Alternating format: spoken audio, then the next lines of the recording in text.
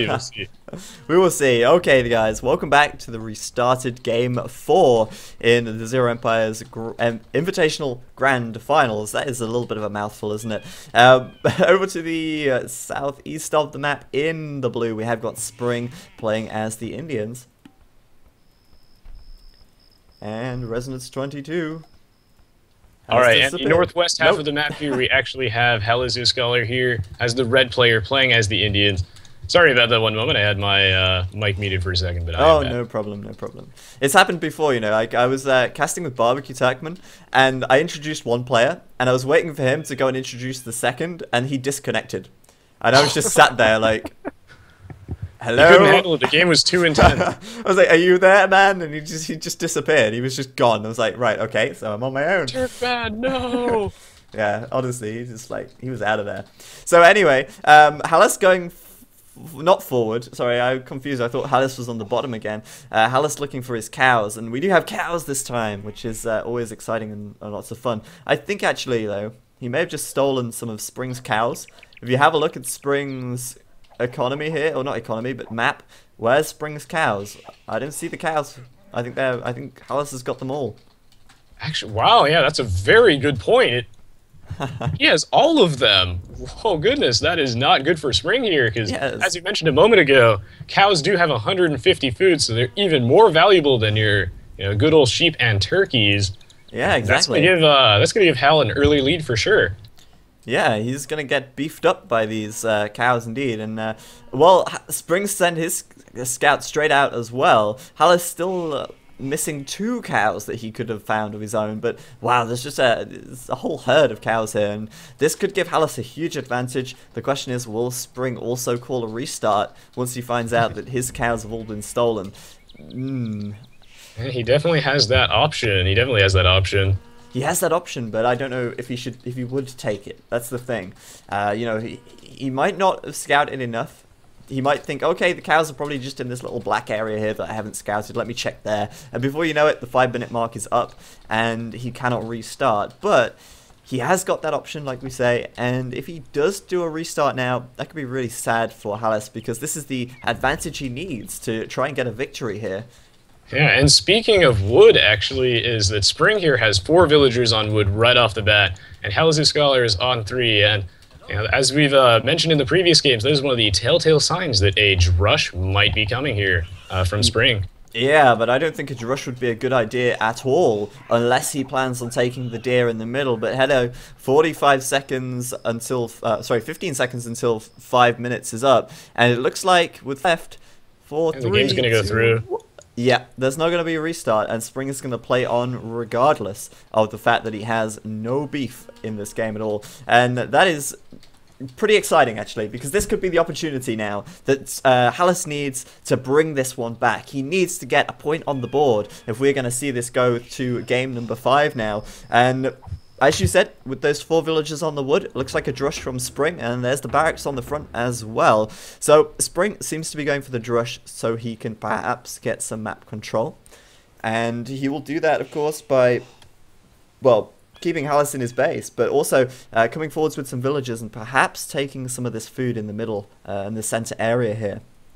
Yeah, this drush is going to be a bit risky for sure, because his food supplies are limited. If you look at the gold placement for Spring here, it is not super optimal. Those are going to be some difficult mines to saturate, and they're going to be potentially vulnerable to harassment as well. Definitely. They are really not nice, actually, are they? I mean, the one on the right is so clumped in by the trees. That's going to be really difficult to gather from effectively. And the left one is, again, against the tree line, but so far from the town center. I think Spring feels like he has to play aggressive here. Otherwise, he might just have a tough time. We've got a forward villager here. Looks like it's going to put a mill. And yeah, as you mentioned, he looks like he's trying to take control of this center deer. Looks like both players are having about the same idea. Yeah, Hallis spotting this one out, and he will see the militia as well. He needs to see this quickly and run, otherwise this villager will die to the militia here because it does not have loom, although he did just finish loom up in that same sentence. But Hallis now knows what's going on, and look at Spring's villagers coming forwards here to try and take the deer in the center, and of course those really great shorefish as well. And I just had something die. Oh, okay, it was Spring's scout. Interesting. Oh, that is not good. And Spring actually got housed there briefly during that engagement, so now that Hallis Scholar is advancing to the Feudal Age, that's going to slow Spring down just a little bit. And if Hallis Scholar can defend against this drush successfully, then he's going to have a very, very big edge for this match specifically. I think Hallis has the 100% possibility.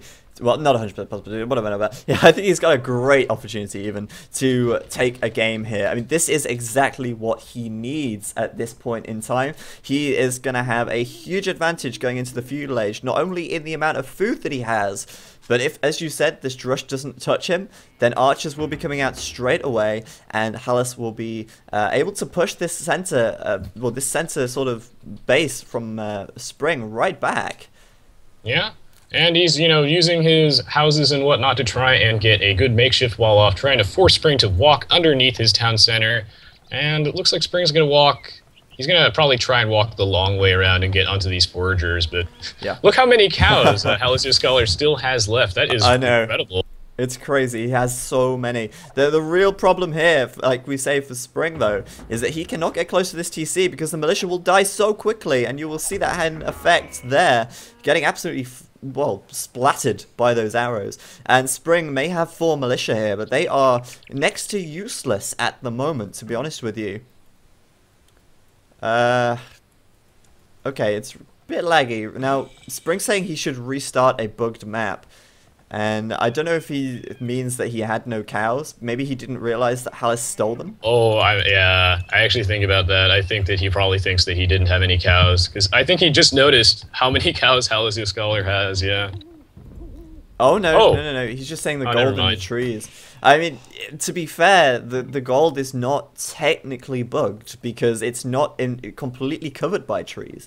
In fact, there's more than enough faces on the gold for it to be classed as,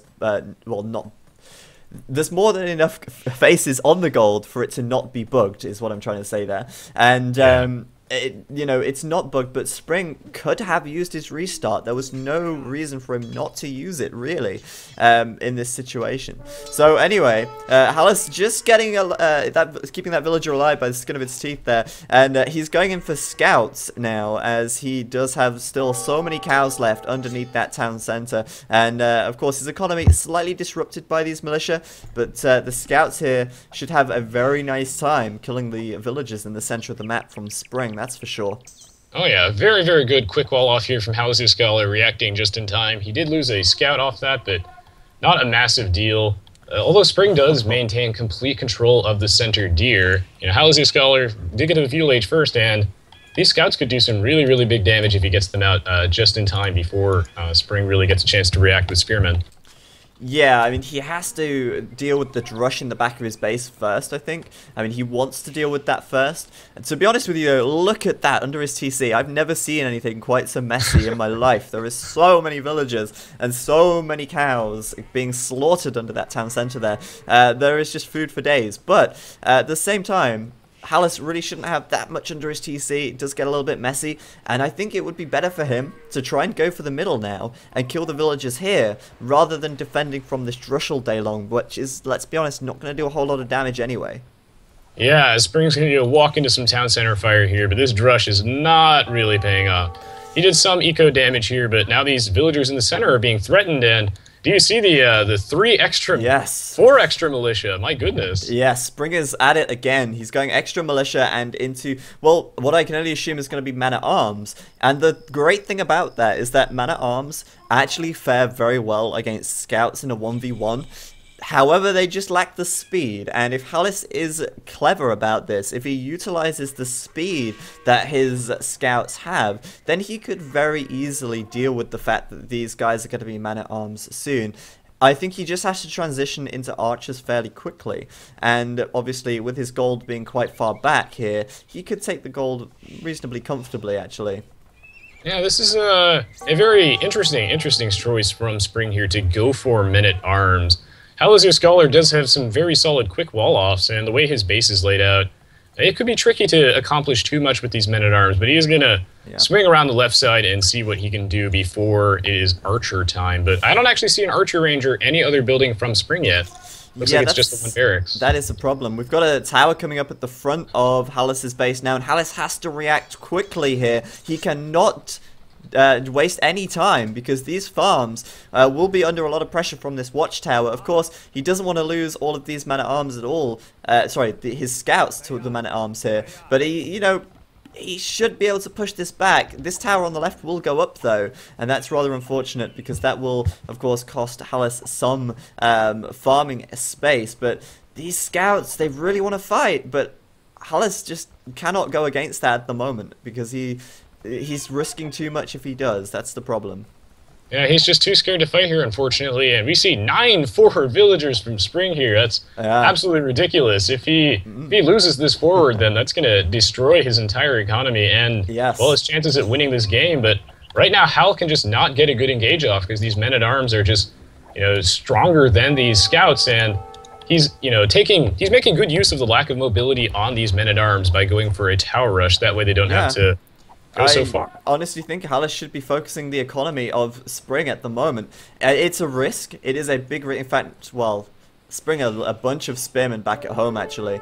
I've got to say, though, nice tower by Hallis there to counter. And Hallis is going to try and take that tower down, but it's going to take him way longer than he would like to be able to pull that one off. And I mean, this is really an interesting engagement. Spring seems to have the upper hand. He's taken a lot of resources from the center of the map, but finally Hallis sending the counter-attack, and he may pick off a decent amount of villagers here. The question is, can he keep his own villagers safe from this aggression at the front of the map? We will see, but this could be quite a massacre for Spring on the right hand side as these scouts come into the gold and start picking them off. What an entertaining match as we move closer and closer to the end of this series. It is so cool to actually see some full-on men-at-arms, and he has a blacksmith down and just one barracks, and he's making it work with the tower rush. And how's the Scholar is going to lose that defensive tower, and the men-at-arms are going to blow through these palisades, and he's in big, big trouble. Yeah, meanwhile, though, Spring did lose a couple of villagers over on at his base, but Spring has so many spearmen at the moment. Worth noting, Hallis does have bloodlines on these scouts now, but really, Spring investing quite heavily into these spears, and the spears are not paying off at the moment, and Hallis getting a couple of villager kills over here, very nicely done, but at the same time, Spring's in at the back. Hallis potentially going to lose a couple of villagers of his own as more and more towers keep coming up from Spring here as well. And Hallis tries to get up some archery ranges to defend with. Yeah, both players here are sustaining some amazing eco damage right now. This is not... Both players are really struggling. This match is neck and neck, but I'm really concerned for Hallis Scholar right now, because even though he has done a bunch of damage to Spring's eco, Spring has so many spearmen now that Hal really can't go back in, and he still has to deal with the elephant in the room, which is all these men-at-arms in his economy. I think Hallis has got the upper hand in terms of military. He needs to just get these scouts to the back and actually deal with these towers, because the more towers that go up, the more and more difficult it becomes. Now, typically speaking, a tower rush is not that strong on its own, but because it's being supported by these men-at-arms, it's making it a little bit more difficult for Hallis to engage, and I think he really wants that engagement. But, of course, these guys are just going to be safe as soon as they garrison inside the towers. So here's the fight. Let's see how it goes. And Hallis losing so much health on these scouts. But it looks like he might just have the numbers advantage he needs to make this work out here. Yeah, Hallis Scholar thankfully has the bloodlines upgrade here, so he will be able to stand toe-to-toe with those men-at-arms. And it looks like he actually did manage to wipe out Spring's army. This is very, very good. As we can see, he's had to start shifting his economy completely to the left half of his base because of these towers, building a mill in the, all the way over there, and he's going to have to kill these villagers ASAP. Well, this is the real thing here. I mean, the thing with tower rushing is that whilst it does cause you to have to reshift your economy, at the same time, your opponent is spending a lot of resources on these towers, 125 stone each, and also spending a lot of villager time creating them as well. So oftentimes it can be very difficult to make a tower rush worth it. And if Hallis reacts, carefully, and if he isn't too sort of panicked by it, then he should be able to just about hold on. But it's looking really tough at the moment as these towers keep surrounding his TC and rendering this entire section of his base unusable at the moment. Yeah, Spring putting some tremendous pressure on here and just moving the line slowly forward, one little inch at a time. And oh goodness, how's the Scholar's actually going to call GG here immediately as the forward spearmen arrive from Spring? Yeah, there we go. It was really a very nice little, well, I wouldn't say comeback from Spring there, but I've got to say, Hallis did have an advantage going into the Feudal Age, you would think. He was a little bit slow to mobilize these scouts. He could have gone to the center and started picking off those villagers, which would have actually forced Spring's men-at-arms back. But he didn't actually manage to make that work, which is rather unfortunate. And Spring, with that tower rush, with that huge amount of men-at-arms, kept Hallis at bay, and, well, it ended up just going in Spring's favor, making the series 4-0 to Spring, and Spring will cruise through to be the grand final winner without losing a single game this tournament, which is pretty impressive stuff. Yeah, I've got to say congratulations to Spring, and well played from both players here throughout the tournament. It really speaks highly of the caliber of what type of player Spring really is when he can have almost no cows, and Hallis Scholar can have so many more, and yet Spring can still take the match in the end. And he barely looked behind in the early game. In fact, he was basically dictating the entire pace of the game despite being at a huge disadvantage. So I'm very, very impressed here. Yeah, I mean, he did play that very well. And that's the thing about Spring. I mean, he's been around for a long time. He's been playing Age of Empires 2 longer than Hallis, I believe, in Age of Empires HD. So, I mean, Spring has just been around for a long while, and although he's not the best player in the world out there, he was certainly the best in this tournament, and he ends up, of course, taking first place, and taking a chunk of change home as well. I don't think we should call it change. It's not quite change. Indeed, indeed. So, even though it was a 4-0 series, there were some very, very good games in there. I think minus Game 3, which was pretty one-sided. I definitely enjoyed watching this series here. And some people will say that Hallis Scholar stood no chance at all, but I think he had a good shot at this, and he was showing good signs of life throughout the entire series, even in the very last game. We can see that the villager high was completely equal. The units killed and units lost were almost equal, but in the end, the forward towers from Spring here and the men-at-arms, some great innovation on his part really paid off, and he managed to clinch the series. So congratulations, Spring, and well played from both players. A great